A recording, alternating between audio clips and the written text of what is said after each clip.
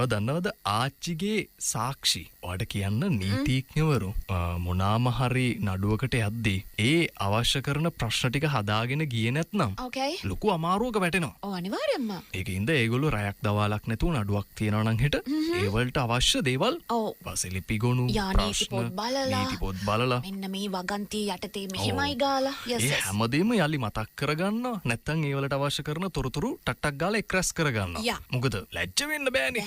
අතන ඉන්න සාක්ෂි කූඩුවේ ඉන්නවා මිනිස්සු. ඔව් අනිත් එක ප්‍රතිවිරුද්ධ නීතිඥයා ඉන්නවා. හැබැයි මේක සත්‍ය සිදුවීමක් නෙවෙයි. රයිට් මනක් කල්පිතයි. පළමු සාක්ෂිකරුවා වශයෙන් හිටියේ ආච්චි කෙනෙක්. ඕකේ. වයස අවුරුදු 75ක ආච්චි කෙනෙක්. අපි නමක් දාමුකෝ ආච්චිට. ලීලාවති. ලීලාවති. බෝ වෙන රටක කිව්ව නේද ලීලාවති කියලා නම. හරි. මැරිඩෝනා. ඔයාලට කියන්න බුලන් නමක් දාන්න.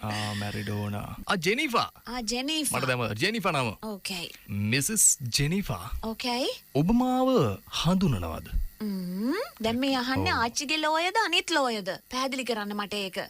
මං හිතන්නේ ආච්චිගේ ලෝය. මේ සාක්ෂිකරුවානේ ආච්චි. මේ ආච්චි සාක්ෂිකරුවා. ඕකේ. පොඩක් ඔය උතන වෙන සීන් එක මම දන්නේ නැහැ. රයිට්. මම මේ කතාවක් දැනගත්ත මං ඒ කතාව කියනවා. ඔව් සාක්ෂි කූඩුවට නැග්ගහම යාගේ ලෝයත් ප්‍රශ්න කරනවා අනිත් එක්කෙනත් ප්‍රශ්න කරනවා. ඒකින්ද ඔයා ප්‍රශ්න අහද්දි පොඩ්ඩක් පරිස්සම මම මොකද නඩුවකට ගිහිල්ලා නැහැ.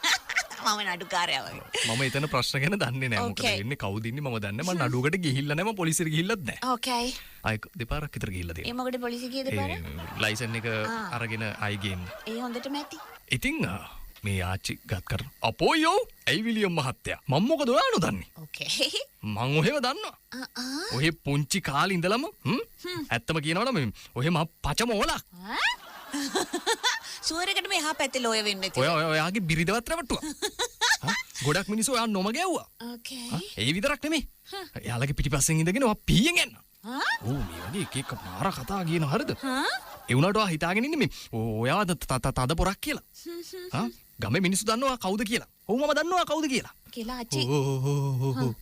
දැන් මාර අපහාසයක්. ඕකේ. පැමිණිල්ලේ නීතිඥට කරගන්න දෙයක් නැහැ. නෑ. ඕකේ. කුමක් කරන්නද මොනා කරන්නද මම දන්නේ නැත්ත මට වැටහෙන්නේ. අනිත් නීතිඥ දෙසට ඇඟිල්ල දික් කරා. දැන් මට කියන්න ඔබතුමිය මේ විත්ති පාර්ශවයේ නීතිඥතුමාව හඳුනනවද?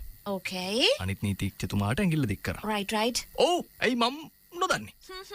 ඔය ජොන්සන් මහත්තයා ගැන මම දන්නවා. ආජිතියා ගානට වැඩි. මම පුංචි කාලේ ඉඳලම දන්නවා මේ මනුස්සයා ගැන. මහා කම්මැලියෙක්. ආත්මාර්ථකාමී. මහා කුහක මිනිහෙක්. අනිත් එක බේබද්දා. ඒමත් පැන්නා. බේබද්දා. හරි නෑනේ. කායිකවත් සාමාන්‍ය සම්බන්ධතාවයක් තියාගෙන යන්න බෑ මේ මනුස්සයාට. ජරාම එක්කෙනෙක් මේ මනුස්සයා. අමුතුවෙන් කියන්න ඕනේ නෑ නේ. ඔයා දන්නව ඇතිනේ. එයා යාගේ නෝනවත් රැවට්ටුවා. කොහොම නෝනලා රවට්ටලා? අනිත් එයාට 3 දෙනෙක් ඉන්නවා. එයාට 3 දෙනෙක් ඉන්නවා. Oh my god. එයා එක්කෙනෙක් කොහෙගේ නෝන? මොනවද? මොකද්ද?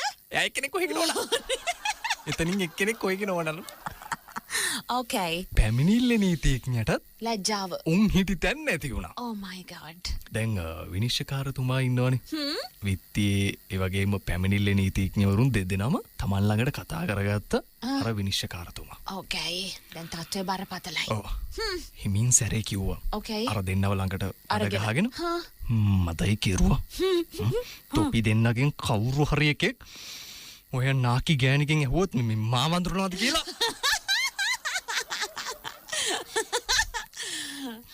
තොපි දෙන්නව දාන්නේ මුලින් මීරේට.